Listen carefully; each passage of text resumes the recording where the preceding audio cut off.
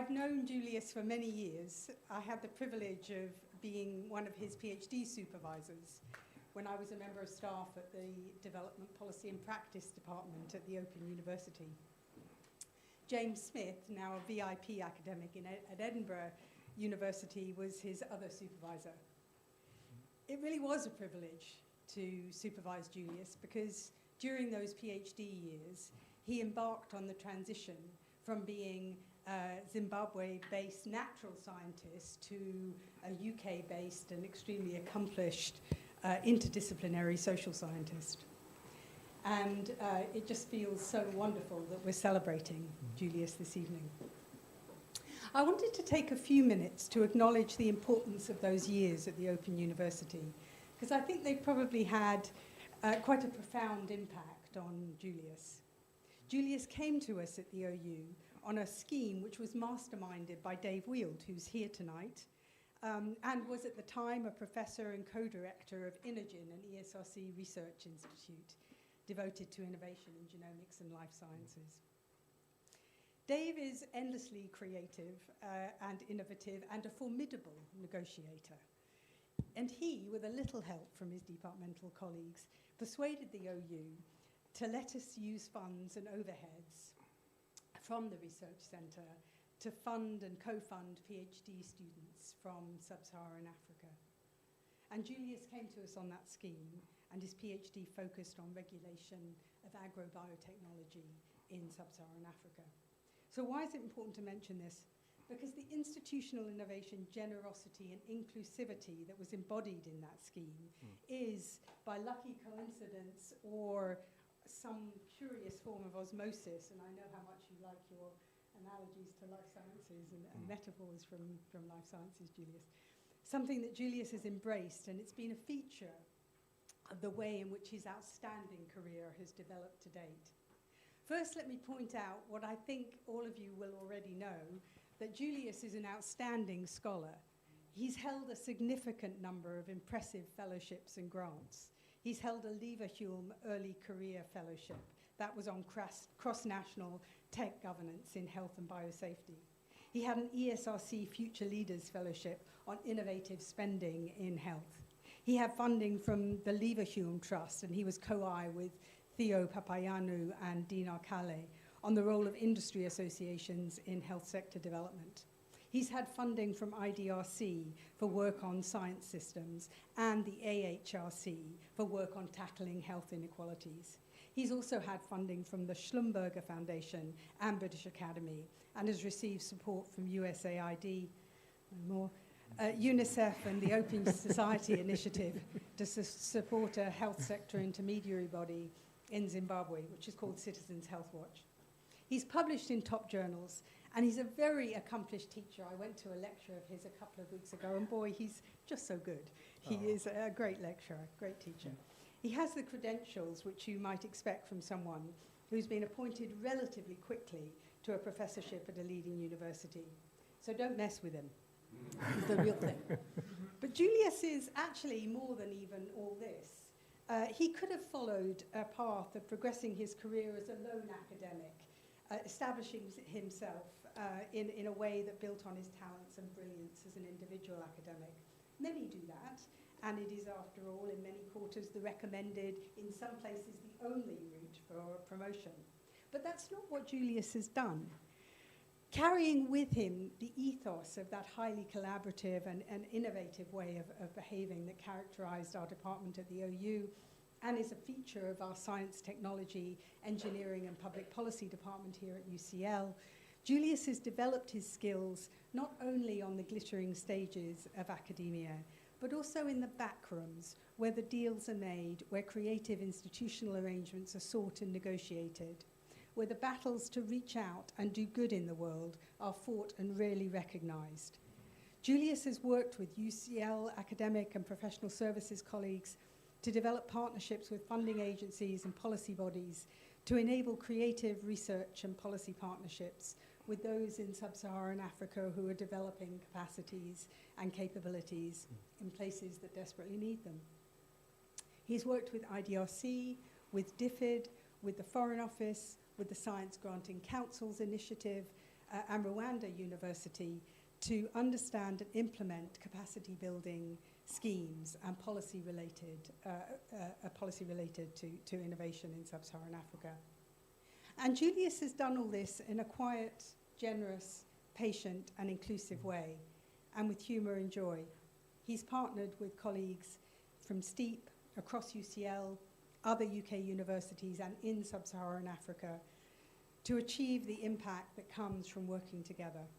That's his way. That is who he is. And as an academic, he's remained true to himself. So this is my tribute to you, Julius.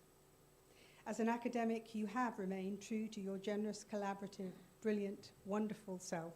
And that has led to such positive impact on those around you and those who have never met you but have benefited from your work. It's an honor to be with you tonight and to celebrate your achievement.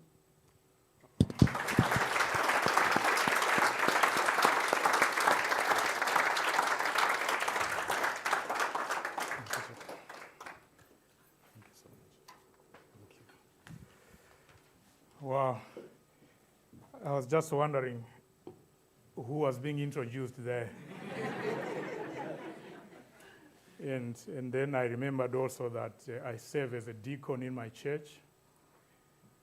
And when you get a moment where you are awestruck, you run short of words, we usually say, praise God, and there will be a big amen. But I'm not going to turn this into a church service. But Joe, thank you very much for the introduction. This is very much a celebration of you. It's very much a tribute to you, as it is to me and so many scholars from my part of the world and from other parts of the world as well, that people like you and so many others in the room have opened doors to, so that we could have the opportunity to grow, to thrive, and to make a contribution. Thank you very much for the introduction. And thank you all very much for coming. It's a belated celebration of an appointment into a full professorship, which happened from the 1st of October 2023. And a few months before then, it was actually on the 19th of June 2023. It was a Monday around 12 noon. I was listening to a keynote address by one Professor, say, Michael Marmot. Those who know about social determinants of health will know that he is the big man on social determinants of health. So he was delivering a lecture in an event that was marking 10 years of the UCL Global Governance Institute. And while I was listening to him, as you would do when a professor, say, speaks, we've got another professor, say, Jeff Morgan, sitting at the back there. But when they speak, you are spellbound. You can't be watching your phone. You can't be checking your email. So I then realized that I had missed a call from one Professor Nigel Tichner-Hooker. And it was a very brief and it was polite, but also very instructional message. He said, Julius, it's Nigel, the dean. I can't remember if there was a please in that message, but say, call me on this number, thank you. I think please was there, so it was please call me on this number. You know, it's one of those calls. I'm sure we've gone through that in life. There's a call that you'll be waiting for. There's a message you're waiting for. But maybe you also don't want to receive it because it can be so life-changing. When you hear it, it can then change the game for you. So I had to call him on his mobile number. He didn't pick my call, so I had to leave my number on his voice note. I went into the office and actually told Professor Arthur Peterson, my good colleague who is here, that it looks like the decisions on the promotion are being done, and I've just missed a call from Nigel, and now I tried to call him, I've missed him, I left him my number, and then Arthur, his usual calm self, said, now let's just wait, he will call back. And then he called, and when he called, he said, Professor Mugwagwa. And for me, that was the defining moment. Then he told me that you are now a full professor at UCL, a university that has been consistently ranked in the top 10 globally, not just in the UK. It was a proud moment for me to be in that space. And yeah, it brought a lot of emotions, just like this moment. And I'm really delighted and glad that you're all here to celebrate this, which I've called a journey, because it is indeed a journey with the life sciences, innovation and public policy. These are areas that I've tried to get my head around, just following the people that have inspired me, the David Wills of this world, the Hazel Johnsons of this world who are in the room, Theo Papayano, Jacob Mulugera, Joanna Chataway, Arthur Peterson, and so many of you that are here. I'm going to be doing a lot of name dropping, by the way, as I go. So just bear with me on that. And that's the journey I've been walking. But before I do that, I know some of you might leave before the end of this lecture for different reasons. Maybe the lecture will not have delivered what you're expecting, so you leave before, because appreciation and gratitude is normally done at the end. I'm going to do it now so that you know that I appreciated your coming here. Thank you all very much for coming. Like I said, I'm a Christian, and I actually happen to have two senior pastors from my church here with me. The president of the church, who is like our equivalent of the Archbishop of Canterbury. He's here in the room, Reverend Dr. Charles Chipera, he's here. And the former president of the church, Reverend Eliam Bizi, is here.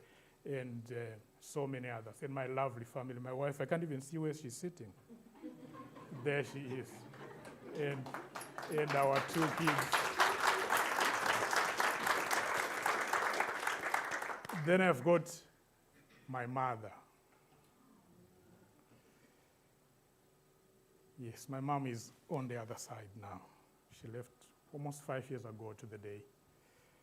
But her only remaining sibling, her brother, is here. And he looks so much like my mom, like his sister, that it's giving me mixed emotions. Joy and sadness, but it's joy, it's joyful today. Thank you, Sekuru, for coming, and his lovely wife, Ambuya, Auntie Mona Lisa. Thank you very much.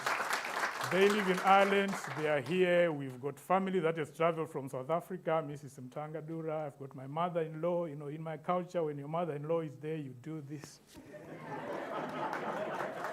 To check on how she is, or when you're giving her whatever you're giving her. Then I've got my daughter and her daughter. I've got my wife's sister. I've got my other mother-in-law, Mrs. Mtangadura, who lives in Chelmsford. Then my elders from my church and colleagues, you're all here. I appreciate you so much. Thank you very much for coming. So, acknowledgements done, appreciation done, but I also want to do a confession right now. In fact, what I want you at this moment maybe to just say to the person on your left or on your right, just tell them that the speaker appreciates you.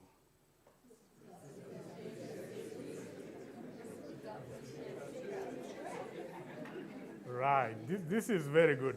What has just happened is very good, and this is actually one of the reasons why I was so anxious and so really restless about this class, about this lecture, because what I also saw some of the people doing was that they were turning and talking to the people behind them or in front of them, but the instruction was strictly the person on your left or on your right. So I knew that this class would be difficult because I might have students that really do not follow instructions. But that's the class I have today. My head of department, Neil Morissetti, what do we do with people that don't follow instructions? We keep on with the class now. So thank you all very much. So I'm just going to just take us through a journey that will try to do a few things. But the overarching message, really, if you forget anything else, is that the technologies that we have, whether it's technology as a gadget or as an artifact, or technology as a system, or technology as data, or whatever you think about as a technology, the innovations, those new ideas that are beginning to make societal change, that are beginning to make economic change, or the institutions, the norms, the behaviors, or the organizations, the systems, they involve people and they affect people. That's really the key message. Whatever institution, whatever innovation we are talking about, whatever system we are thinking about, It involves people and it affects people. That's really, really the key message I'm going to drive home from this class. And in the process of doing that, I'm going to take you a bit through a journey or reflection on what is it that I do and why I do it. And what has been the impact of what I do, the so what question. Yes, I'm doing all that. I'm reading, I'm writing, I'm talking, I'm doing all these things. What has been the impact of that? And very importantly for all of you, because you've made long journeys, you've made short journeys. I know Dave just came from a few blocks from me here, and many others have traveled from far. But what is it that can be stimulated in your thoughts, in those things that you're very passionate about? We are all passionate about so many things, but is there something that can be stimulated for you from what I'm going to talk about today? So let's see how far we go. In fact, before I go, the journey that I'm going to reflect on is going to look at the foundations of it, just really reflecting back to my childhood and the early days and see what I take from there in terms of shaping what I am, who I am, and what I do. Then I'll look at some of the drivers on that journey and some of the fellow travelers on that journey. And I also look at the restrainers as well, because in a journey sometimes you have people that actually ask you, they instruct you, or they actually, just without negotiating, tell you to slow down, or they do it very politely, that you need to slow down. When I came over to do my doctorate, as Joanna narrated, I was really eager to just do the doctorate because there was a problem in sub-Saharan Africa. Countries were talking about harmonizing their regulations, but they were not doing it. Workshop in, workshop out, they would always say, one of the resolutions we are making is that we need more public awareness, we need more capacity building, and we need to harmonize our systems. But they were not doing it, and I was saying there is a problem here. They are not doing it because they don't have a framework to do that. So I came to try and develop a framework. But Joanna and James Smith and Peter Robbins, who was my other supervisor, told me to slow down. And I would always have these what moments. So how can I slow down? We need to get a framework out there for decisions to be made. So you need people like that in the journey, people that ask you to slow down, to reflect, to read, to think more broadly, and to even examine the journey that you're walking, the direction that you're going on. So I'll reflect on that, and there's a lot of rerouting that I've had to do on this journey, and I'm sure we all recalibrate, we reconfigure, we rethink where we are going, and how the journey is continuing. I'll reflect on that as well. So this is really a reflection on what I'm calling an intellectually eclectic journey. I'm coming from the life sciences, as Joe has said, and I enjoyed working in the lab, doing all sorts of things in the lab. I remember at one time at the University of Zimbabwe, we tried to clone the insulin gene into tobacco, because Zimbabwe is one of the largest tobacco producing countries in the world, and of course there is this big noise against tobacco even today, and we said, what better use can we find for tobacco? Can we clone the insulin gene into tobacco so that as the farmers are producing their tobacco, we can actually extract it, and then we can supply the pharmaceutical industry and get insulin injected into people's arms or whichever way it's going to be delivered. I tried to do that. Then, and so many other things that I really enjoyed doing in the lab, but I then shifted to the social sciences, being an interdisciplinary researcher, thinking about policy and thinking about other elements that are really important. But in this journey, there are moments and there are people, there are ideas that have come together at the right place and at the right time to just shape how I could proceed. Joe talked about what was happening in the OU behind the scenes, but what actually triggered everything was just an email that I sent, I think it was 1 April afternoon, working in the NGO that I was working in at the Science and Technology Interface, doing biotechnology programs with smallholder farmers. And I was just telling my wife that, you know what, I just feel like I need us to go somewhere and study. I need to find a place to do a PhD. So I wrote an email. Out of the blue, it landed into the inbox of one Professor James Smith at the University of Edinburgh. And the next morning, there was a response from him. And I'm telling you, this doesn't happen every day. You write an email from nowhere to somebody, you tell them you're interested in what they are doing, you've got an idea that you think they can support. They responded the next day and said, what you want to do is very exciting, but unfortunately here at the University of Edinburgh, I don't have any funding at the moment. Let me check with my colleagues at the Open University. And Joanna was the colleague that was referred to. Joanna picked up the email, and in no time, things were falling into place. And here I am today. It is possible. It is possible. And I think I was just motivated by even other things that had happened before. When I was doing my lab work for my master's in biotech program at the University of Zimbabwe, one of the things I was trying to do was to do genetic relatedness studies for an ostrich population, just to do DNA fingerprinting and really see how they are related or not, working for a group of farmers that had requested for that research to be done. And while figuring out what to do, one of the things that came to my mind was that DNA fingerprinting is well established for humans. Why can't we use the probes that are used in humans to try and see if we can actually find those patterns in the ostrich population? I wrote an email to one professor, say Alec Jeffries, who was then at the University of Leicester. He's actually known as the father of DNA fingerprinting. From the blue, a master's student from the University of Zimbabwe writes him an email requesting probes from him. He shipped those probes to the University of Zimbabwe. I did the fingerprinting, and I got some very fascinating results. But of course, that journey into the life sciences was interrupted by Joe, by Dave, and others. But I'm not complaining. I'm not complaining. So I think it was just a journey of belief. It was a journey that I was just saying, it's all possible. Just try, just try. And it's people, it's moments, it's ideas coming together. And I also reflect on issues around location and identity. Particularly this question, am I who I am because I'm here? Or am I here because of who I am? And the answer could be either way. It could be, I'm who I am because I'm here. Being in STEEP, being at UCL has shaped my identity in so many ways. Even all the other places I've been have shaped my identity in so many ways. But I've also found myself in those places because of who I am. I've carried my identity through to be in those spaces. And I want to pay special tribute to Peter Robbins. I know he's not going to be able to watch today, but he'll watch later. He told me when I came for my doctorate to say, Julius, play to your strengths. You are being transformed into a social scientist, into a policy scientist, into an innovation systems thinker, but you are a life scientist. Play to your strengths. And this is a message I've passed on to my students, that whatever discipline you're coming from, you're coming into an interdisciplinary department. We are not saying discard everything that make you who you are.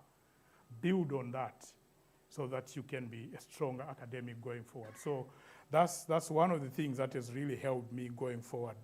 And my identity keeps changing. Of course, sometimes I don't even know who I am. Am I a life scientist? Who am I? And it happens as an interdisciplinary scholar, that identity crisis is real. And I think for many of us, even in other professions as well. So the journey.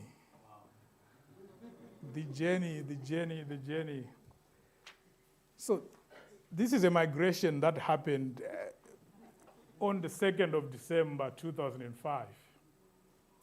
Departing Harare, the capital city of Zimbabwe. It was an early morning British Airways flight. My wife and I and our kids, they are in the room, they're no longer kids now. We departed coming to London on that day because of the scholarship that Joe talked about. And it was something that we celebrated, just being able to come together as a family. And opportunities like that sometimes don't come every day, that you get a scholarship and you're able to go with your family. But we were fortunate to be able to do that. So we arrived in the UK with our sons.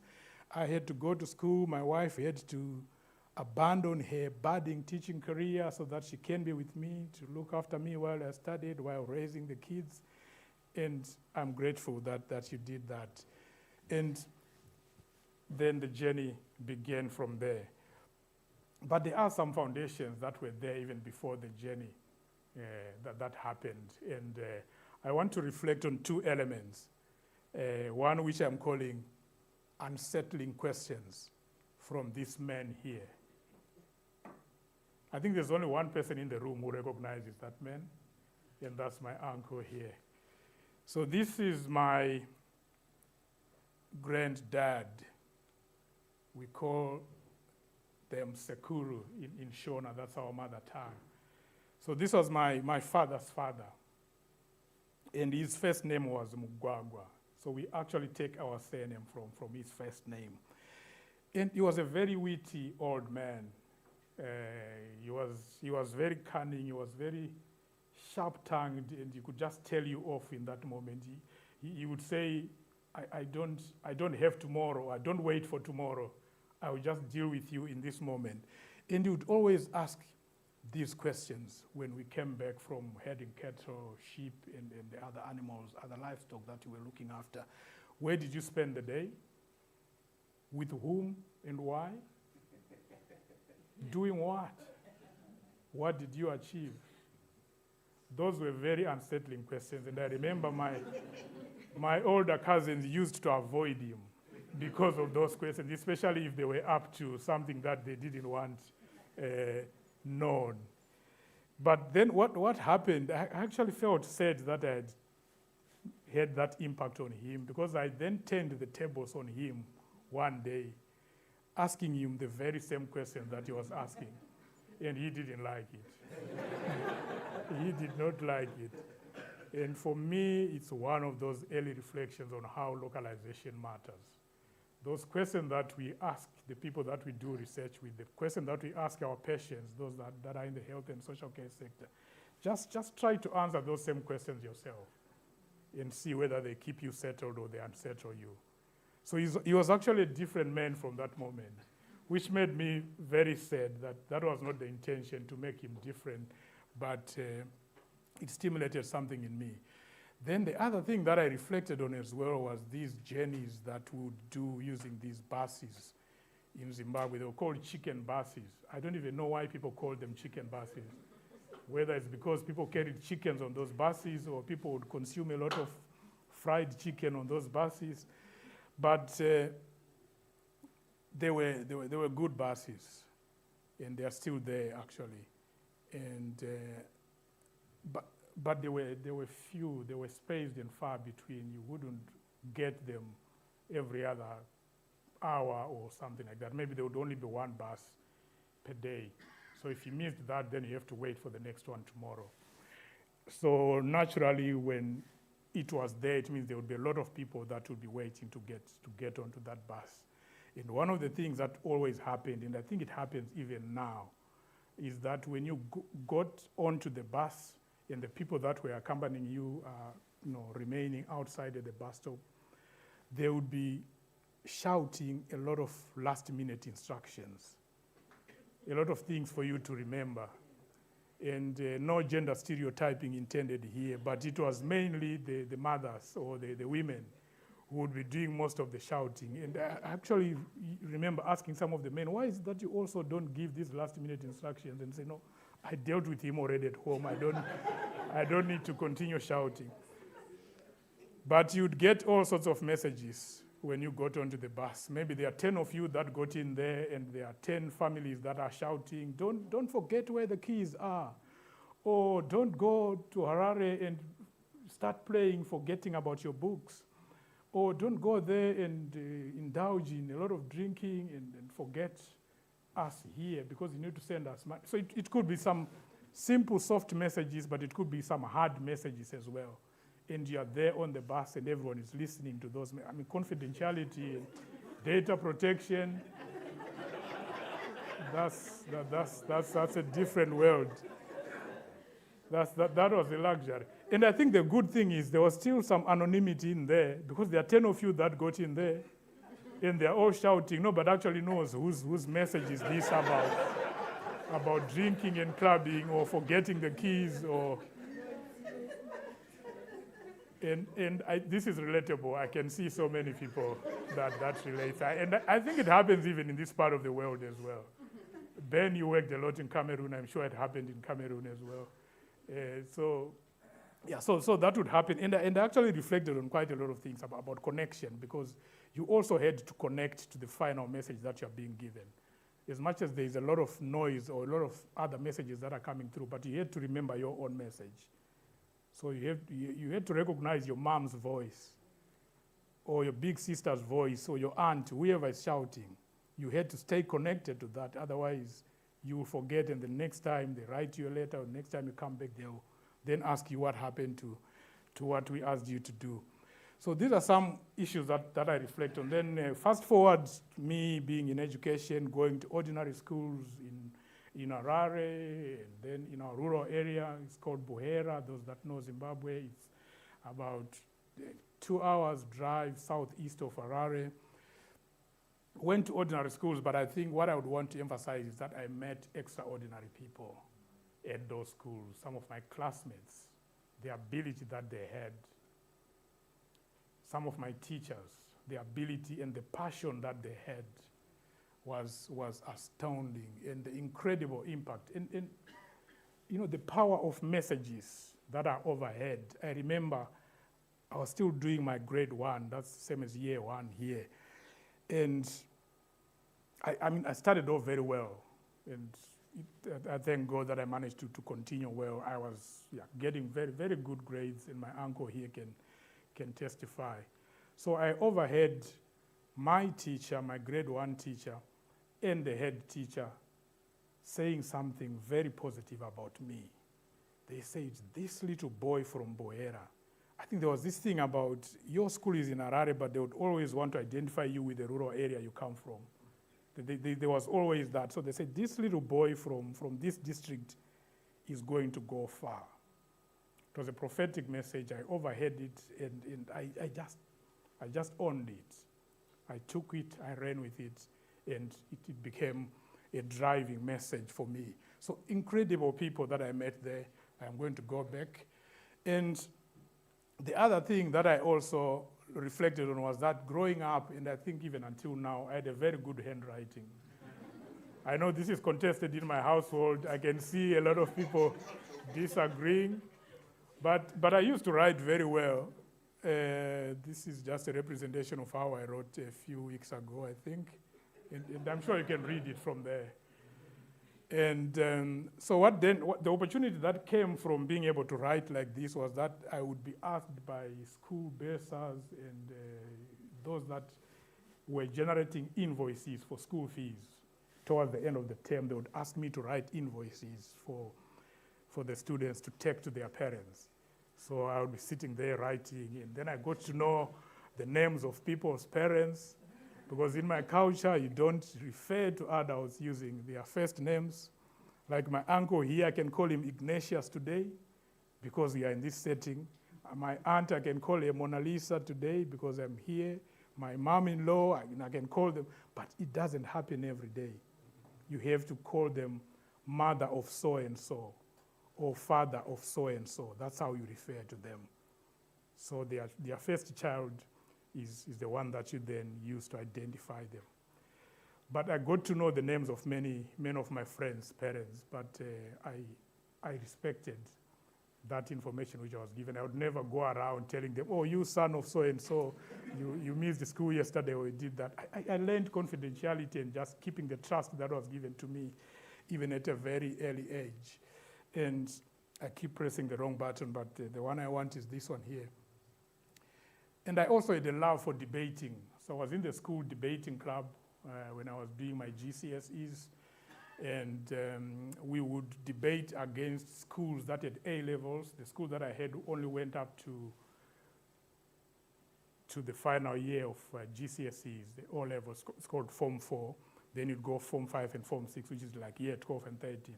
So I was in the debating club and would debate against those big schools. Those who come from Zimbabwe will know the Prince Edwards, Alan Wilson, Churchill. So I'd go there. And I remember one time we were debating a very interesting topic, which said rural life is better than urban life.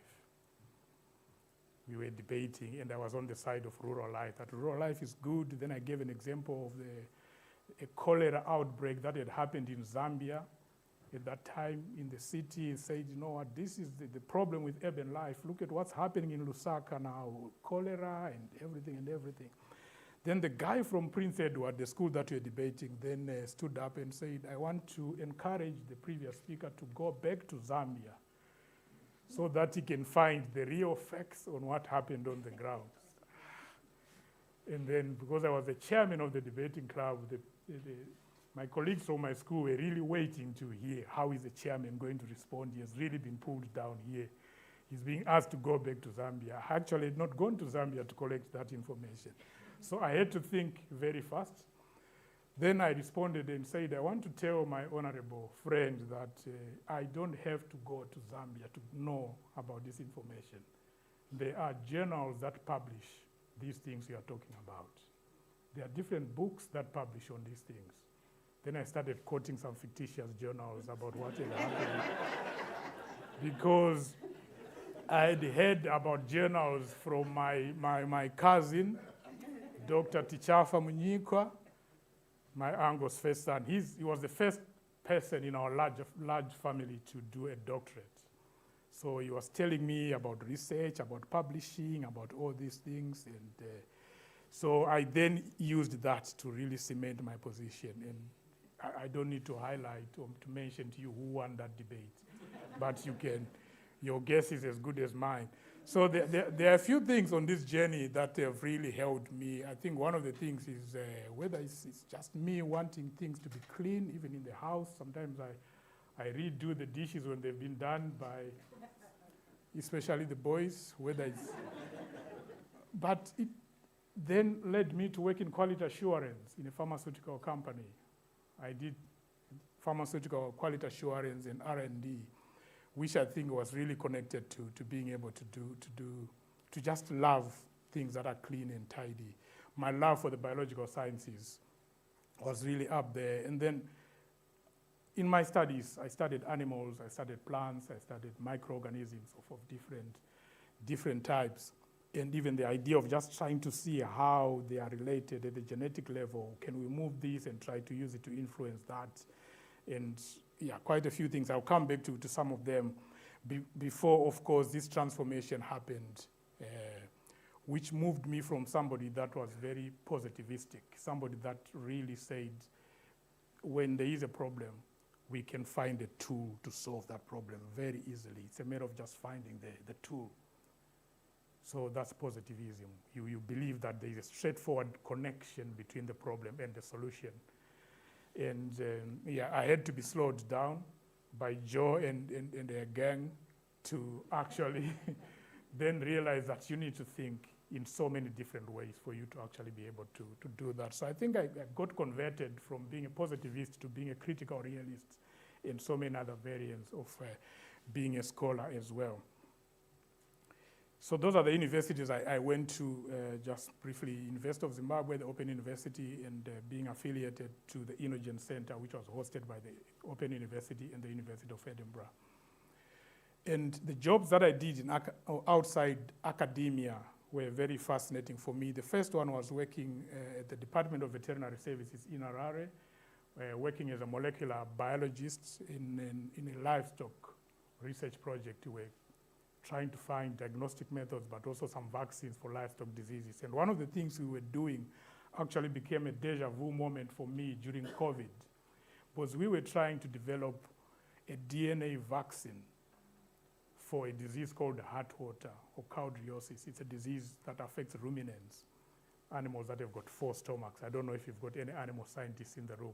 So we're trying to develop a vaccine for that disease using DNA vaccines. We're calling it a naked DNA vaccine. And it didn't go far because of funding and all that, but we know, of course, that during the pandemic, the mRNA vaccine or nucleic acid-based vaccines actually became the game changer for our response to the pandemic.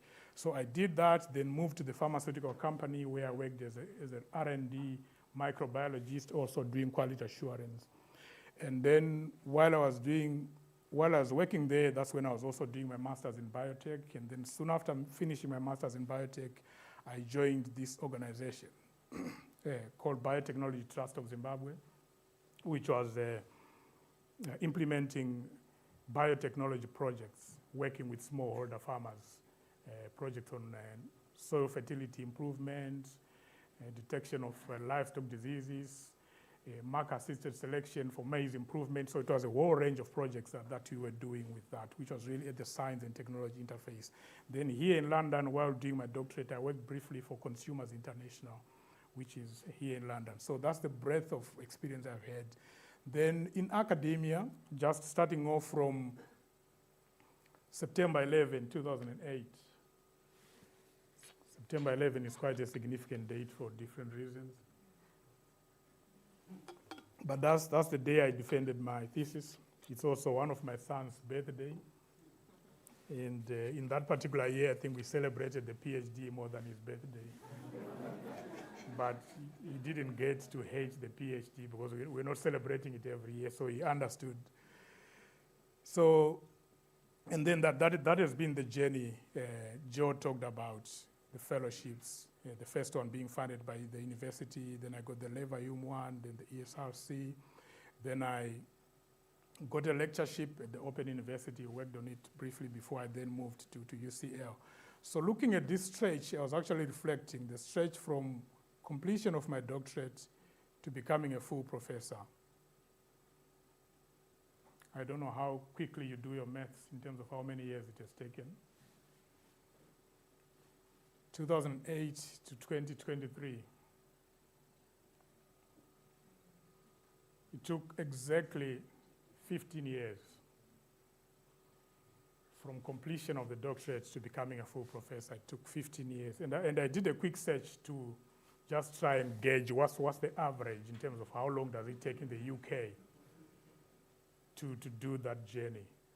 So they actually say it's between 15 and 20 years. It depends on the discipline, of course. It depends on the discipline, but that's the average, between 15 and 20 years. So I'm just at the beginning of that average. I mean, I know the journeys have been different for colleagues that are in the room, but that's how long it has taken me, or how short it has taken me, depending on how you look at it. And like I said, it's been a journey with people, with a lot of support, with a lot of encouragement, with being restrained, with being redirected by people that are really, really passionate about people growing. So what do I do now, and why is it important? This is the next thing that I'm going to look at now. This is the big issue that really keeps me awake. How do we make healthcare systems strong, inclusive, and resilient through innovation and public policy? I don't know, just quickly, what comes to your mind when you hear about healthcare systems? Anybody? When you hear about health systems or healthcare systems, what comes to your mind? You think about? VHI. Public health system here in India. The NHS. NHS. Okay. She thinks about the NHS. You think about access. Anybody else? Energy. Jacob is being cheeky here. He is the professor of energy, policy, and development. And we always argue in our classes that health is more important than energy. And now you say he thinks about energy. But I'll give it to you today. Of course, we can't run our health systems without energy. But we can't just have energy for the sake of it, right? We need it to be running something. Yeah. Anything else that comes to mind for anyone? Waiting time? No. Sorry? Waiting time. Okay. When was the last time you were in the A&E, and how long did you wait? 8 hours. Yeah. Those disparities that are there, depending on income status. So there are so many things that come to mind. Healthcare systems are not just about hospitals or ambulances or pharmaceutical companies or needles and syringes and bandages, tablets. It's all those and so many more things. That's healthcare systems. And the questions I ask really go around all that. And the importance of healthcare systems, I think this doesn't need any discussion. It's so important for all of us. You don't need to look further than the headache you had maybe today, or those aches and pains you're feeling, those niggles, or anything chronic that you might be living with. That's how important health is. The COVID pandemic is within living memory for all of us. That's health for you. So I've been asking a number of questions around healthcare systems for quite a while now. One of the issues is around innovative spending, which is really about how are decisions made on where to spend money in healthcare systems. Do we spend money on building more hospitals? Do we make more medicines? Do we train more doctors and nurses? Do we build information systems? Because data is important. We need to be able to collect all the data. We make decisions based on that data.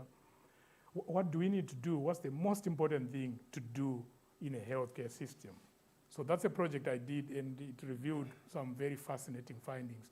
I'll go into some of them in a bit more detail, but not much. Then in terms of tackling health disparities, project that I've been doing with Professor Maria Kett, who is here in the room, together with colleagues from Brent. Dr. John Licorice is here. We've been doing a lot of work around tackling health disparities. Health outcomes and access to health is not the same for everyone. As much as we like it, or as much as we may not like it, but we will not be able to access health services in the same way. Sometimes because of where you're located geographically, but sometimes it's also about your income status, about your education status. Sometimes it's about the color of your skin. All those things really matter in terms of access to health. So tackling health disparities, asking questions on who causes these and what limits what technologies can do. And please note, this is a small letter WHO. I'm not saying it's the WHO that causes those. I'm saying who. So don't report me to Dr. Tedros to say I'm saying the WHO causes health disparities. No, but you may make an argument for that as well. And then local production of medicines, work that I've been doing with colleagues like Maureen McIntosh, Jeff Banda, I know Theo is also into that joy as well. But really the question around how come not all countries have got viable pharmaceutical companies? And we may actually think maybe all countries actually do have pharmaceutical companies, but that's not the reality. Some countries don't. And some countries are actually choosing not to have them because it's cheaper to produce elsewhere. So what does that mean if we actually have got our medicines being made in a few countries? And when a pandemic sets in and everyone becomes nationalistic about their medical needs, medical nationalism is real. Look after your own first. It's called the proximity thesis, and it's human nature. When the whole village is starving, you look after your own first. You can't start by feeding the men and women, boys and girls from the next door before you have fed your own family. But the stakes are much higher when we are talking about nations not being able to share vaccines. When we've got Canada having 3, 4, 5 times the amount of COVID vaccines that they need. In some countries, they've only got enough to cover 10% of their populations. Is that because of the way we produce the medicines and the vaccines? Sometimes it is. So those are some of the questions we've been asking. And the other question, just going a bit into just a couple of the projects that I've been doing, one being around why do innovations not happen and diffuse fast enough or far enough? With all the knowledge that's there, I think we live in a time when knowledge is doubling every 3, 4, 5 years. It used to be maybe every 20 years, the knowledge stocks would double, but now it's so much shorter. There's so much knowledge. There's so much that we can do. There's so much that we know about the human body, about the devices that are needed, the medicines that are needed. But those vaccines, those treatments and medical technologies that are there, they face so many barriers in their development and in the way that they spread. And it's usually to do with who has got the money. In low and middle income countries, there is slow attention to research and development, just developing those medicines that are appropriate for local conditions, the bilharzias of this world. Malaria, and all those diseases that still affect people in a big way in poor countries or low and middle income countries. So while there are efforts that are happening, but why does it not happen fast enough? Of course, market is important because health is business. You make medicine so that you can make money from there. They need return on their investment. So if the market incentives are not in good shape, then that actually limits how far the innovations can happen and how quickly they can happen. Then, of course, it's a scientific challenge as well. When you talk about malaria, for example, the parasite that causes malaria is a complex parasite. It keeps changing, it keeps evading whatever tools we have developed, it keeps running away. So how do we deal with that? And I think one of the quick things that has really come through in my research and those of others is that this is a call beyond just the life sciences. It's more than what the biologists and the other life scientists can do. We need different disciplines to come together to tackle this, including some preventative mechanisms as well. How do we build good bodies of water so that people don't get infected when they go out there and swim in open pools, or they just walk around barefoot and not able to protect themselves?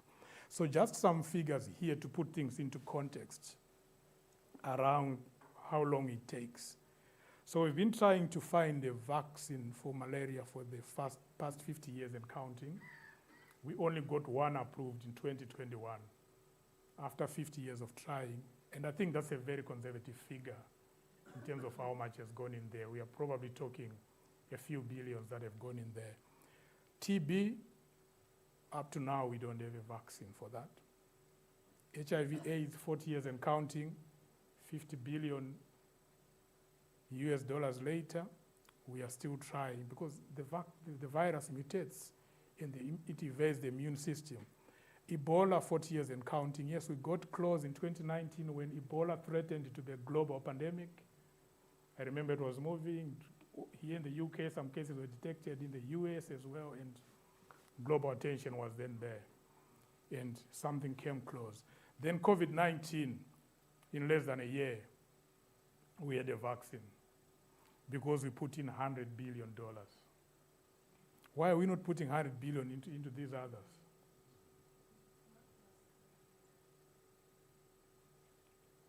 Why can't we do the same? Yes, global emergence really drove that. And these platform technologies, the rapid trials, regulation sometimes takes a long time, approving, doing clinical trials, but here it was able to happen quickly. Just to put things into context a bit, if the COVID vaccine economy was a country, it would be the 9th biggest economy in Africa. If the COVID vaccine economy was a country in terms of nominal GDP, how much a country produces and manufactures and all that, it would be the 9th biggest economy, sitting just after Angola and then below Kenya, South Africa, Nigeria, and others. The rest, I know there are quite a few Zimbabweans in here, some from Uganda, some from, your countries would be poorer than the COVID vaccine economy. And if, looking at Europe, it would be number 26 out of 49. So it's still bigger than the Luxembourgs of this world, the Estonias of this world. That's how much the resources are there, but it's really about political decisions and political will to actually put the resources where they are needed. Anyway, enough on that. And why is tackling health disparities difficult? Because health disparities are real. They are real because of economic inequalities, geographical barriers, education and literacy, health literacy, cultural factors, and some shortages that are there as well. So the research that we've done with Maria and the colleagues at Brand Health, the Barrow of Brand, and then a wonderful project we did with a group of students under the Reach Alliance network, which is a network of universities globally. We just confirmed a lot of very crucial issues really around understanding the causes. Before you think about a technology to deploy to tackle a particular challenge, understanding the causes. It might seem very, very obvious, but sometimes it doesn't get done. When the technology comes through, there's a new app that has been developed, there's a new gadget that has been developed. Maybe the NHS or the other actors, they don't have time to actually find what is the real cause of the problem. And is this particular technology the one that will actually solve the problem?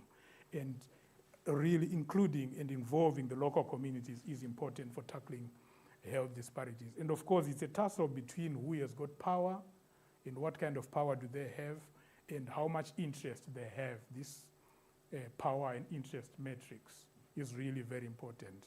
Sometimes a lot of the people that are really concerned sit in this quadrant here. They've got high interest because they are living with the challenge day to day, but they've got very low power. They can't do anything, but still they've got agency. That should be harnessed to try and tackle that problem. And where do the medicine that you use, or the medicine that I use, where do they come from? Is it a question that bothers you at all when you get that box of medication for your painkiller? Do you think about where that medicine has come from? You don't. We've got a doctor in the room, one of our young people from my church, Panashe. She's a medical doctor at Luton L&D, and she's just saying no. Do you do that as a clinician or as a patient?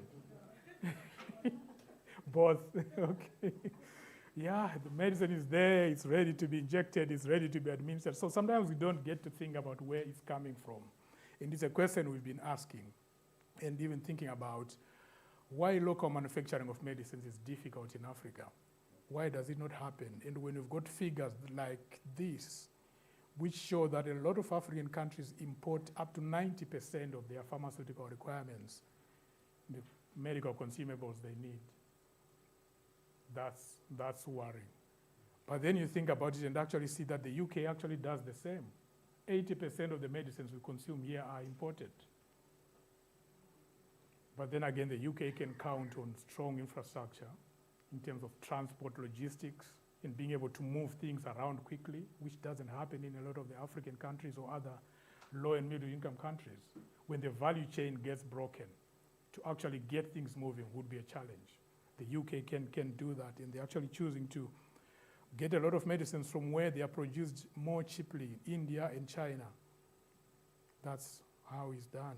But really, ultimately, there is need for robust and resilient supply chains to counter the impact of any disruptions, because disruptions do happen. The pandemic, again, like I highlighted, is a case in point. It just disrupted the supply chains, and there was a lot of suffering because of that, a lot of shortages.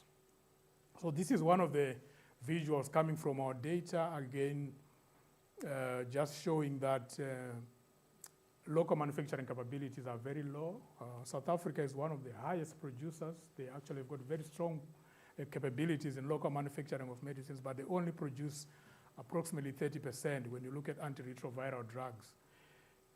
And then Nigeria and the others as well. The one thing that's really key, and we are looking for students that can be able to join us on this journey, just to be able to generate more data that actually informs us of the extent of the problem that's there, but also the extent of the opportunity that's there. But there's a lot that's happening, but how do we actually get up-to-date data on what is happening? And part of the work that we have done during COVID with Jeff Banda and others actually revealed to us that there are nearly 650 manufacturing plants in Africa for different medicines, for different vaccines, and these are spread across different countries. Egypt, Senegal, South Africa actually do manufacture vaccines. Morocco as well does manufacture vaccines. Morocco is actually trying to manufacture a vaccine for Mpox, one of the current ones at the moment. So there is actually capacity that's there, and you'd be glad to know, depending on how much you love history, that Africa actually has a 125-year pharmaceutical manufacturing history. So it has been happening since the 1900s, the early 1900s. Manufacturing has been happening, but how quickly can it be repurposed when needed? How can it be scaled up so that more of the local needs can be met through local production? Because local production does cut the supply chains. You know, the issue around medicine stockhouse and all those challenges are actually reduced when medicines are produced locally and they're able to be delivered quickly. And then I think this is the final project that I'm going to talk about before I go towards the conclusion. I don't know how I'm doing for time, but hopefully I can be able to finish quickly. So how easily do medical products move between and across countries?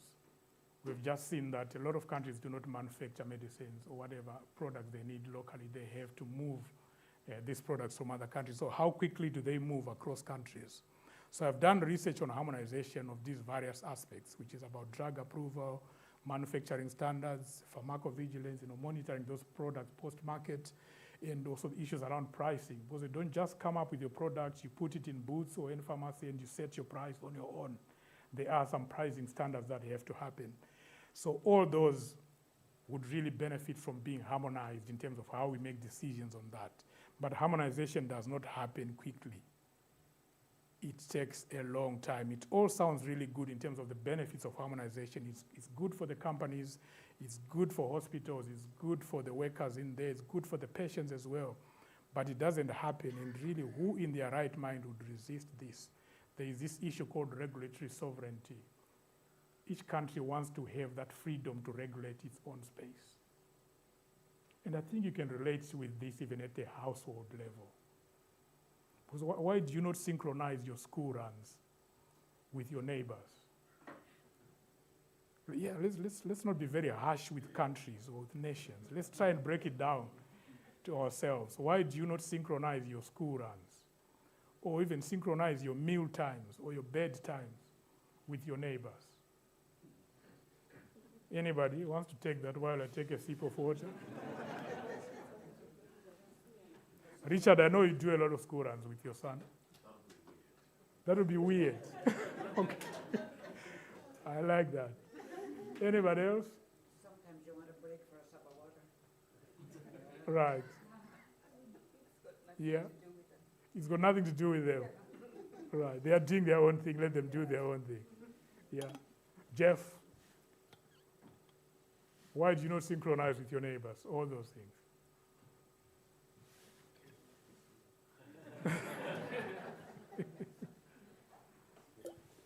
Mzuguru, you are the lawyer here. You have no answer. Okay, right. They're going to different schools, so you can't do it. So I think, yes, we can really be sympathetic with nations. Of course, the stakes are higher with these countries, and them not working with other countries, if it's delaying how medicines are moving, we can really hammer on them. We can say they are really not doing well on the state-citizen contracts, because states are supposed to look after their citizens. But I think when you break it down to think about how, sometimes even as households, we also have got these issues that we want to do in our own way. Because maybe the neighbors, if we want to do school runs with their kids, maybe they don't prepare their kids early enough, and we have to wait, and then we end up having created more problems than what you are trying to solve. So we may as well just avoid it and keep each one doing their own thing. So countries are probably wired in the same way as well, in terms of why they think just regulating their own way is the best way to go. But of course, research evidence and even policy direction sometimes point to how there would be more benefits to actually working together than to working alone. So, all right, this is trying to put together a lot of different things here in terms of what do I study and what theoretical concept do I use in my work. But theoretical concepts are very important, actually. I struggled with this when I came to do my PhD. I remember saying to Joe, Peter, and James that I would take care of the empirics, or of what's on the ground. That's what I would take care of. The theories would take care of themselves. I wasn't rude, I was polite, but that's what I meant, that I'm interested in what's happening on the ground. Theories will find their way around what I'm finding on the ground. But they restrained me and said, you need to have a logic behind the way you're making sense, of what you're seeing on the ground. Because they are all wired very differently. When you get into a place and you find something happening, we all have got different ways of responding to that. And sometimes you bring your favorite way of thinking, your favorite way of doing things into a situation, and maybe your favorite way of doing things is actually not the best way to do things. And you need to stand back and think about other ways of making sense and other ways of making decisions around what you're seeing. So I had to repent. I had to be converted so that I could really think in so many different ways. And these are the different ways that I'm thinking now.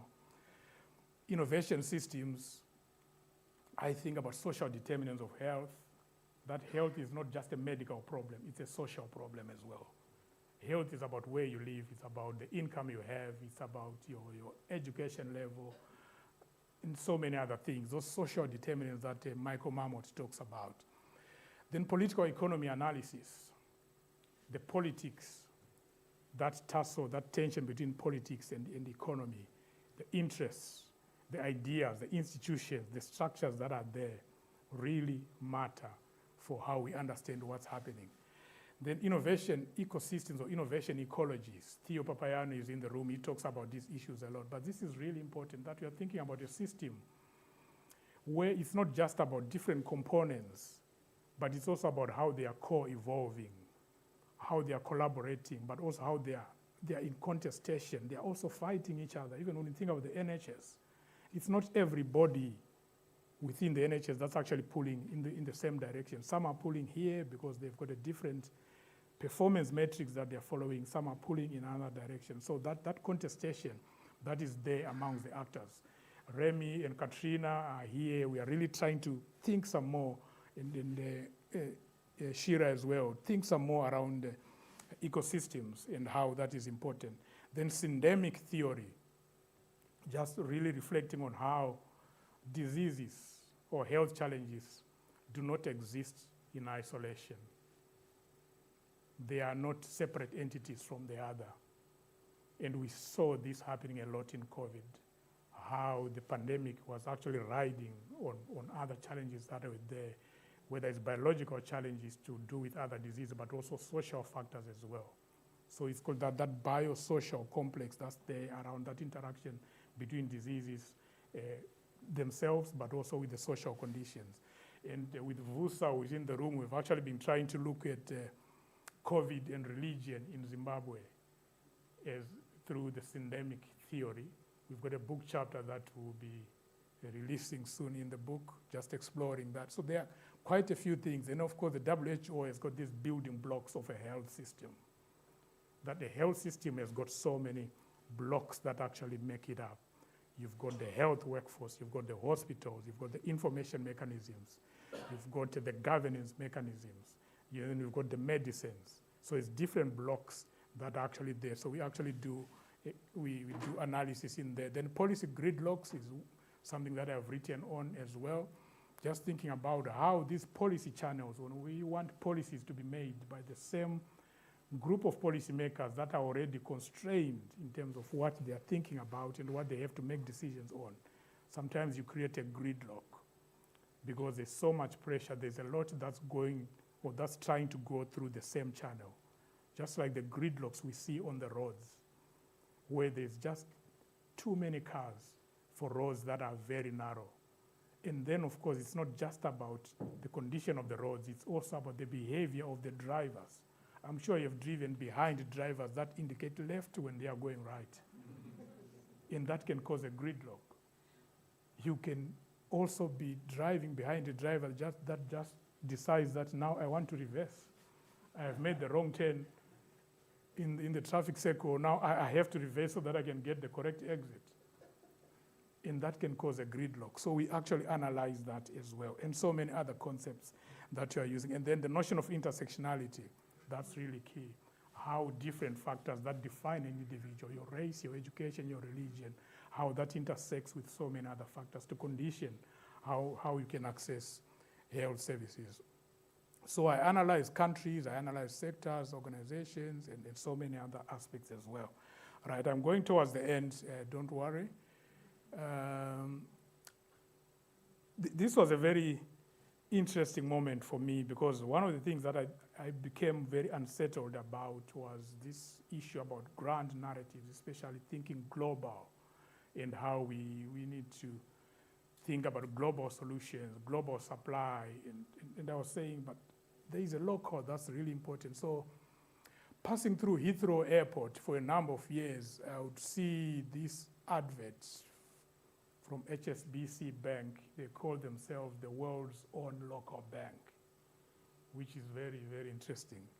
And they would have these adverts which say, in the future, there will be no more markets left to emerge. Selling will be more social. It will take many imports to make an export. Salt water will quench our thirst.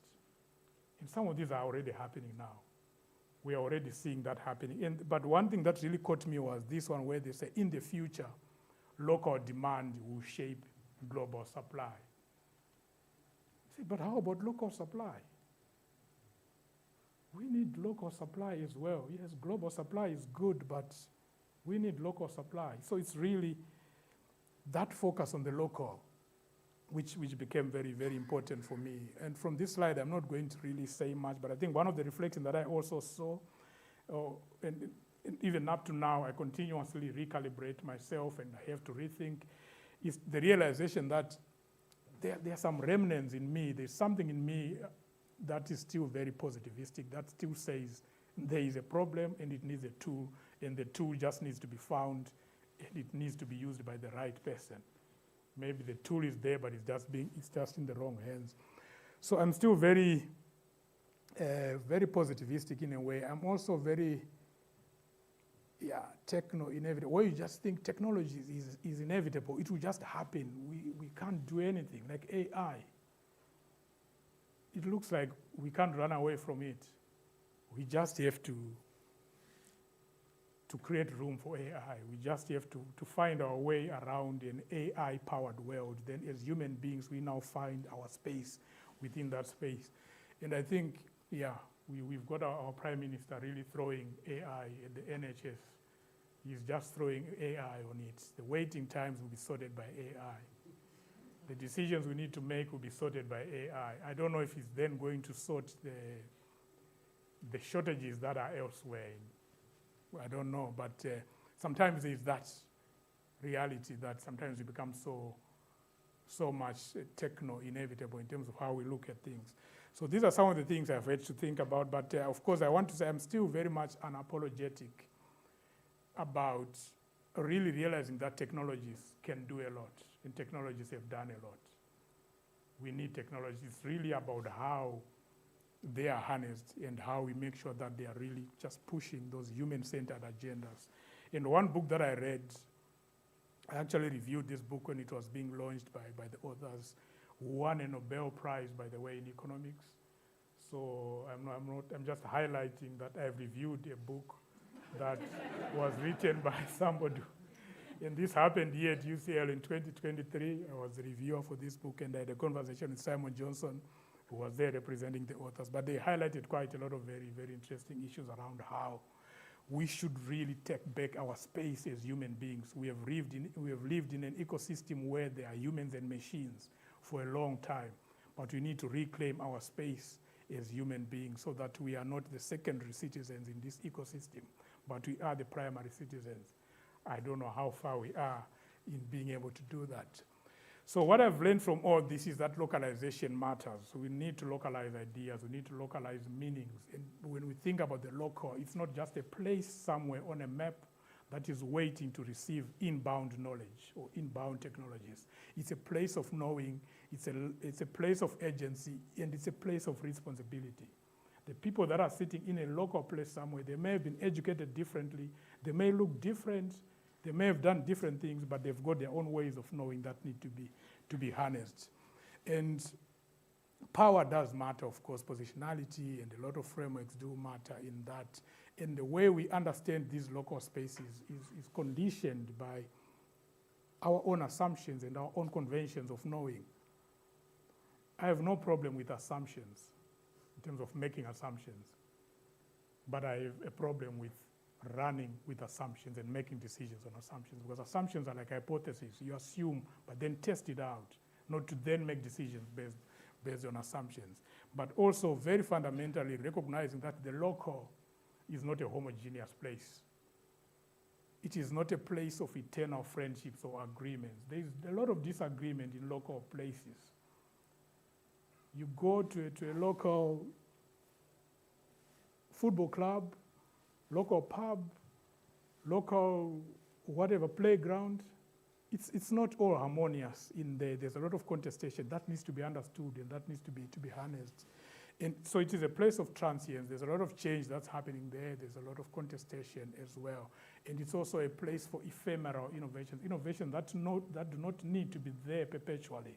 Some innovations just come for a season and they go, and that's good enough. Katrina and I and others are trying to write on that. That during the COVID-19 pandemic, there are a lot of innovations that happened which were good for that season, and we don't need to sustain them because they have served their purpose and they need to move on. Then, of course, we all get logged in. We all have certain ways of doing things, and we go into a context and we want to continue doing that. So lock in and path dependence. I saw Sumaya is here, and so many others who have taken our courses. We talk about lock in and path dependence, that our past decisions, our past actions shape what we can do.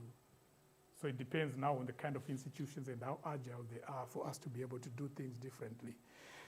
And there are a lot of things that we can do as academics. Of course, we write, we publish. When I was checking on our repository of research publications, I saw that I've got over 100 research outputs, which is quite interesting. I don't know how many of them are making a real impact out there, but it's a publication that are out there. We do teach, we do research, we do more research, and we engage. So one engagement effort I will talk about, but very briefly, is this outfit or this agency called Citizens Health Watch, which came out of research that I was doing in Zimbabwe and South Africa on innovative spending in health. How do we decide where to put resources? So we then set up this agency with some of the people there in the Ministry of Health and other places, just really thinking about how do we harness the experiences of patients and caregivers in a health system strengthening. Because patients and caregivers have got a lot of knowledge, lived experience on the health systems and how they can be strengthened. So we did that, and there's quite a lot that has come through from there. Through having it located, or offices located in different parts of the country with a national office, and then with volunteers and different kinds of data being collected. And one of the projects we did was on this document here called the Patient's Charter. If anyone worked in the healthcare system in Zimbabwe, they would know about the Patient's Charter. My daughter was a nurse in Zimbabwe and she would know this. So there's a Patient's Charter, which is a document that you're supposed to see as a patient, which tells you what to expect from the facility that you've gone into in terms of the waiting time and everything. But half the time, that document is hidden somewhere. Like literally, it would be stuck here. You can't even see where I'm pointing. But that's where the Patient's Charter will be. And in our research, we just said, you know what, it's just a matter of locating it in a place that's visible. It was also written in very high-sounding English and other medical terms. And we said, why can't it be translated into some of the major vernacular languages so that people can be able to understand what you're saying in this charter? So that has been done, and it's a product that's being used now.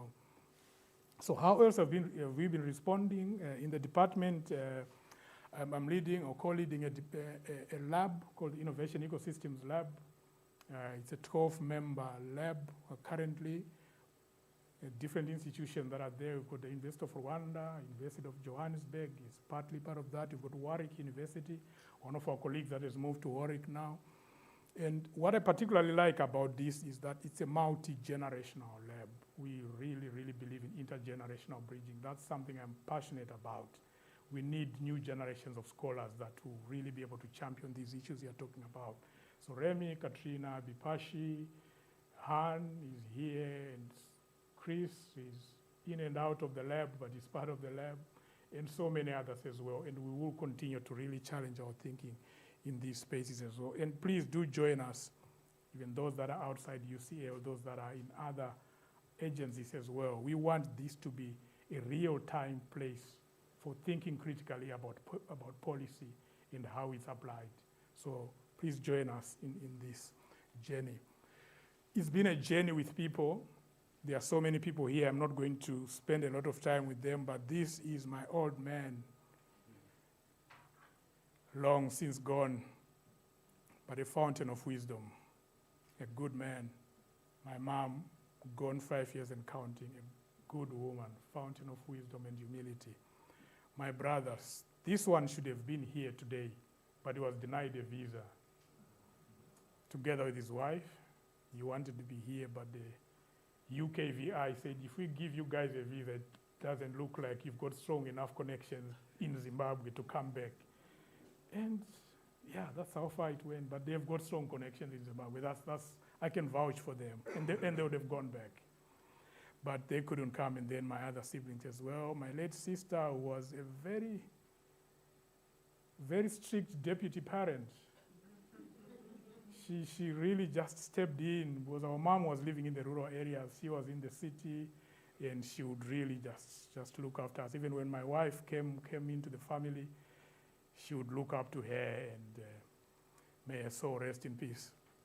And then these are so many other important people. This was my history teacher in high school. He's now a senior lecturer at the University of Zimbabwe, brilliant historian. This was my head teacher in Mfakose, in Harare. He now lives here in the UK, in Luton. A good man, a good man. And this is me here with the great Amartya Sen. I don't know how many people in the room have had a photo of them taken with Amartya Sen. I could be the only one. He's a great scholar. He's a great scholar. And I had a picture with him taken when he was here. This one is a cousin. He looks like me, or I look like him. But that's the guy who first did, the one who did the first PhD in our wider family. He lives in the US with his family.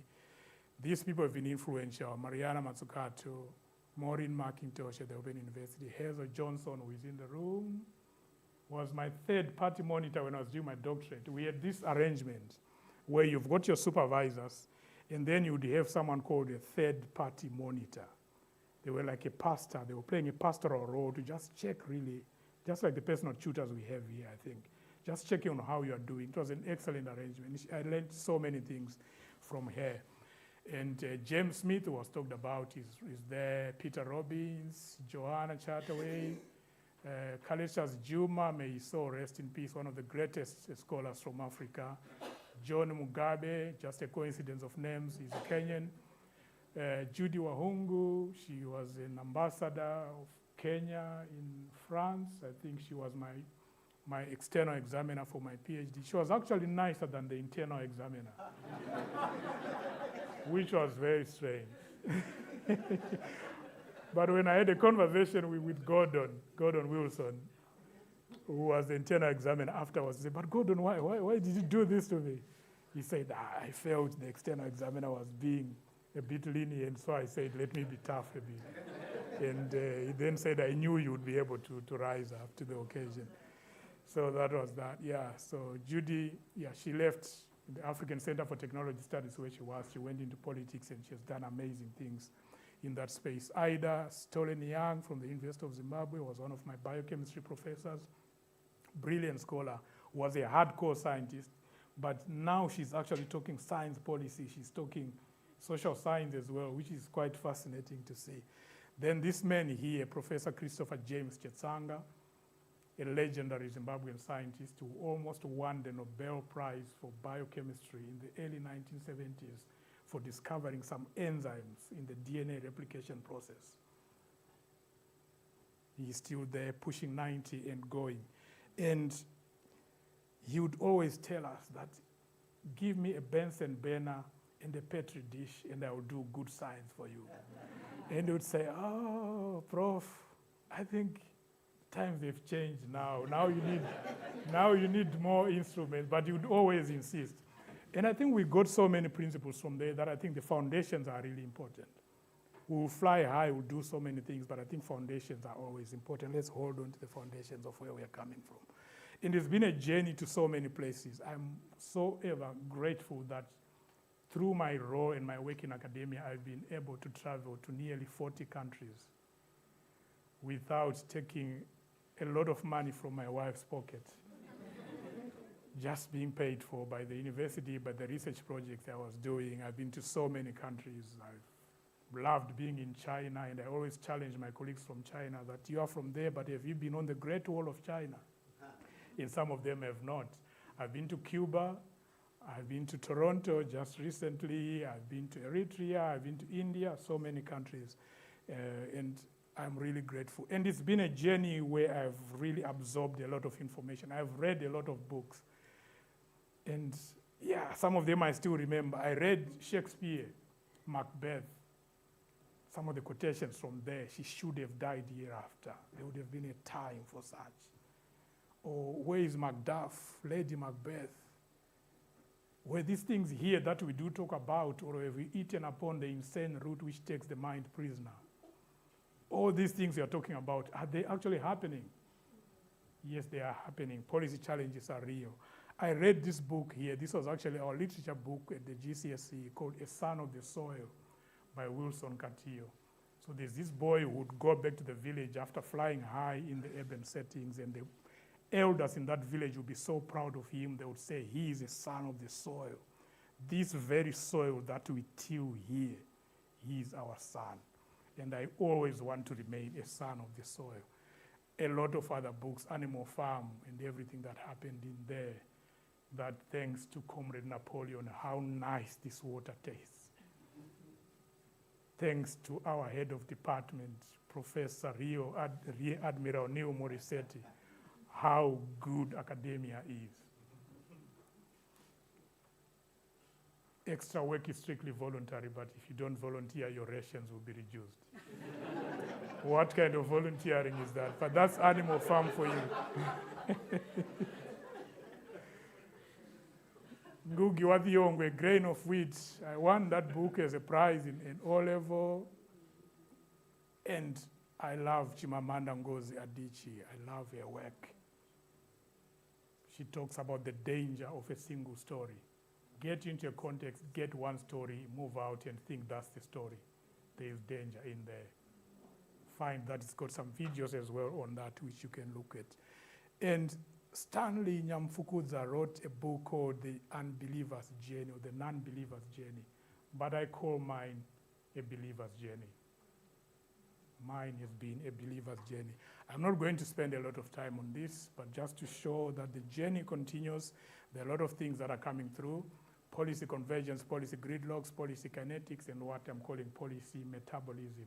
I'm looking for people to work with me on this. Policy metabolism. Those high energy materials that are taken into the systems. Then they are processed by the system so that the systems can maintain themselves, they can reproduce themselves, or they can do other things. Just like metabolism in the organism.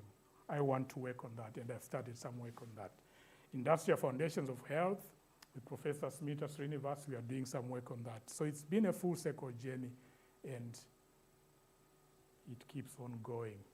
I think I know the lady there, but she's somewhere in the room. So thank you all very much. I want to appreciate you all. I really, really want to appreciate you all. I want to appreciate you all. Thank you all very much. Thank you all very, very, very much. I'll just have a final question to just check if you are listening or not. That's a final slide.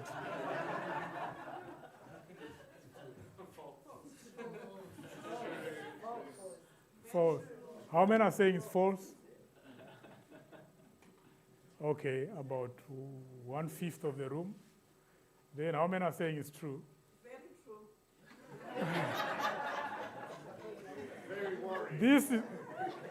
This is the problem. And that's why this lecture maybe has to start again. Because you are answering that question based on what? I never shared anything on this in this lecture. Sometimes we are assessing systems, sometimes we are making decisions on systems based on no agenda of theirs, based on no resources that have been provided to them. I rest my case. Thank you very much. Thank you very much. Thank you. Thank you very much. Thank you. Thank you. Over to Jakob.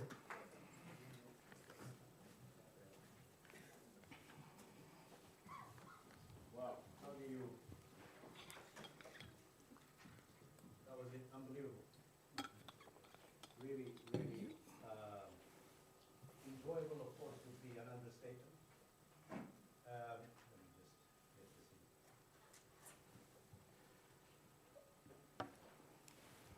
But so much in that story, Julius, that you've managed to share. And so much that, after having, we've been together for 7, 8 years. What's that?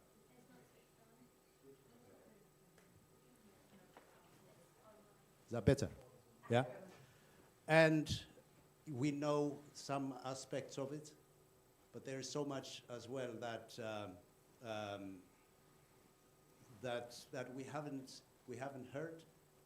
At the same time, also it fits. The humor, the humanity, the depth that was demonstrated in that presentation is breathtaking, absolutely breathtaking. I absolutely enjoyed it, and I think let's give.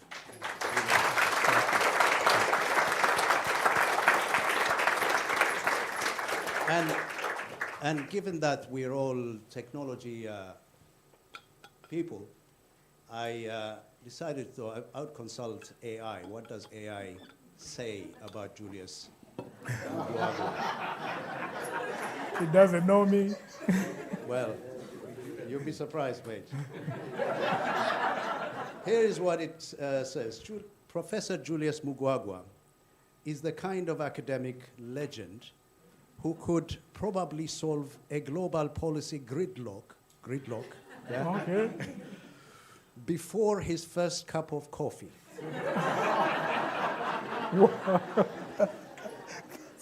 Imagine a day in the life of Julius. While most of us are still, I need my glasses. While most of us are still trying to remember if we left the stove on, he's already off on a thrilling adventure through the tangled realms of innovation, development, and health policy. Yeah. I'm not kidding, this is true. His colleagues joke that he's like a superhero whose superpower is transforming complex data sets into delightful insights. When Julius drops terms like policy kinetics and innovative spending into everyday conversation, even the most stubborn research papers can't help but crack a smile and reveal their hidden secrets. It's been said that if you ever find yourself stuck in a rut of bureaucratic monotony, just tune in to one of his lectures and you might witness even the most dry policy details break out in a spontaneous academic breakdance party. Whoa.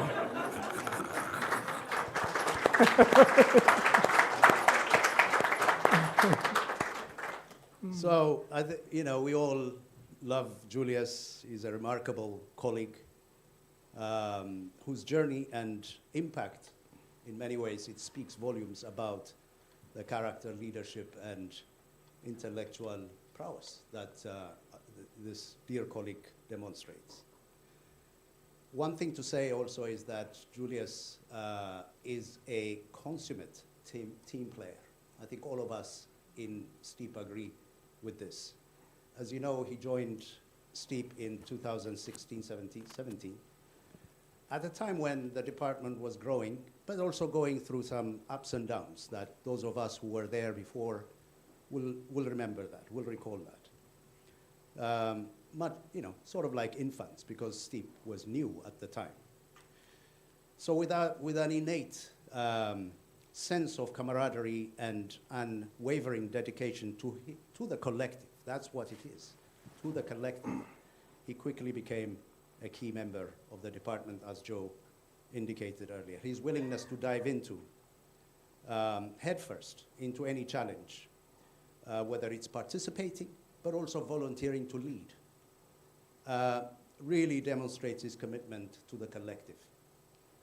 One standout example for most of us is the role in stabilizing the MPA program when he was leading it. and many of our students who are here will recall that.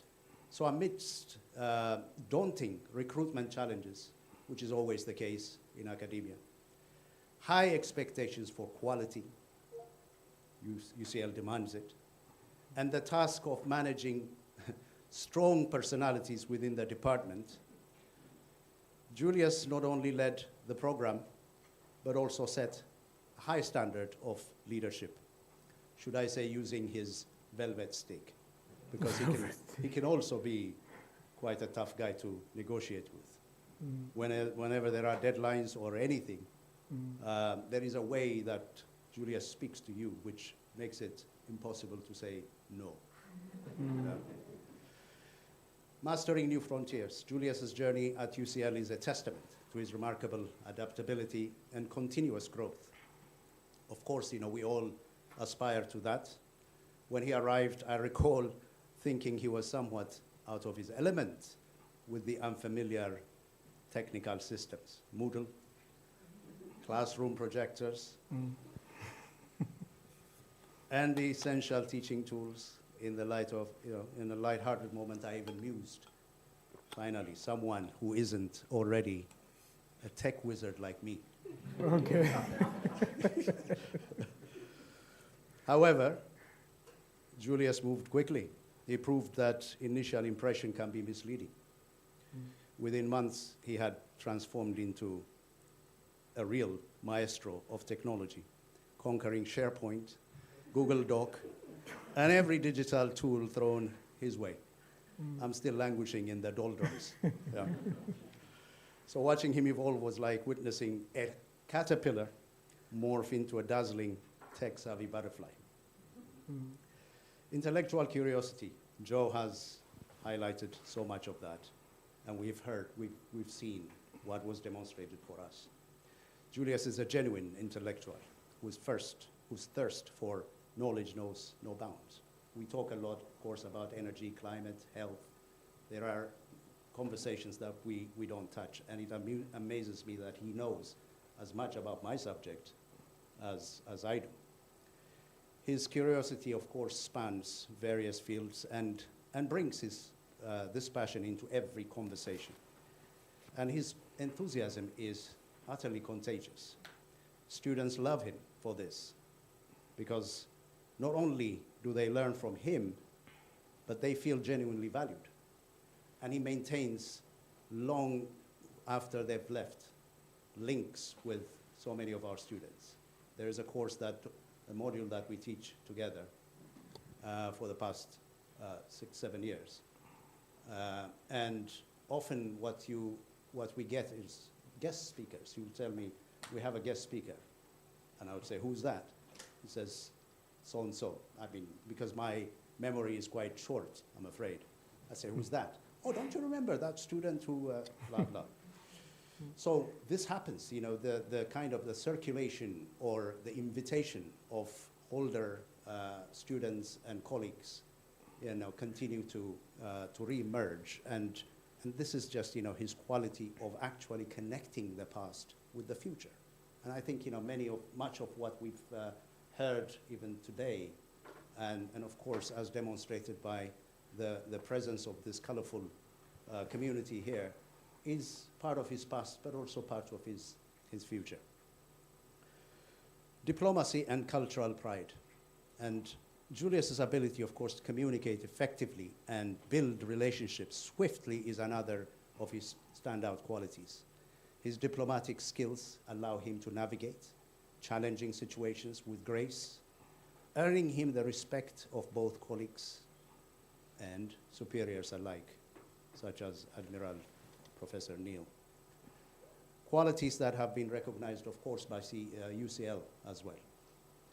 And then one thing I would emphasize also is that, of course, we must not overlook his roots. And that's something that he spoke at length. And I'm so privileged, to be sitting here and listening to you, Julius. And he's a proud product of Zimbabwe. Personally, I know Zimbabwe, I've been there several times. and I have a lot of colleagues and acquaintances from Zimbabwe. I've yet to meet, honestly speaking, an incompetent Zimbabwean. And Julius certainly stands among the golden generation of Zimbabweans whose training and brilliance have taken them to extraordinary heights around the world. His accomplishments highlight the rich talent emerging from Zimbabwe, and they serve as an inspiring reminder of the brilliance that can flourish when stability and opportunity align. So finally, I will close with a statement, and this is a short message from Julius's older brother, Justin Mugwagwa, who was not able to acquire the visa to be able to travel to attend this important day to share his brother's success. And here is what he says. Let me write my message right now. Yeah. Dr. Julius Tazvishaya Mugwagwa grew up a clever boy in school. That's the older brother. Yeah. He had a pleasant tenor voice, which could have made him a very good singer too. Yeah. He was eager in school, and he learned so well. I also enjoyed teaching him mathematics. I stand proudly here as his eldest brother, who saw him growing up and rising higher in his life dreams. One of our brothers-in-law predicted that Julius would be a professor when he was still in his second year at university. We are so happy that he has risen high enough to become the professor. I know he is a good teacher, first, and he professes well the wisdom and knowledge he acquired in his life. As his family, we wish him all the best, and all believe you will also share with us the pride we have in him being part of the family. Julius, stand up and show you earned this status, because that's what you are, a professor, a great one at that. I think that's beautiful.